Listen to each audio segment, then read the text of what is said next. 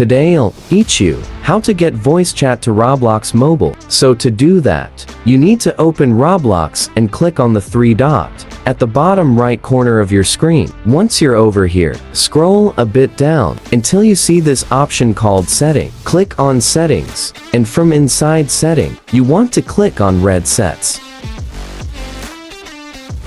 Account Info, and from inside Account Info, what you need to do is first, you need to verify your phone number and email. Once you do that, at the bottom, you can see this option called Verifiement Age. Click on it. Now, in order to verify your age, you need to upload the picture of your document. So click and Start Session, and upload the picture of your document. Because in order to enable voice chat, you need to prove Roblox that you're above 18. Once you prove that, what you can do is close the setting and go back to where it says Privacy over here. And under Privacy, you're going to see the option called Voice Chat.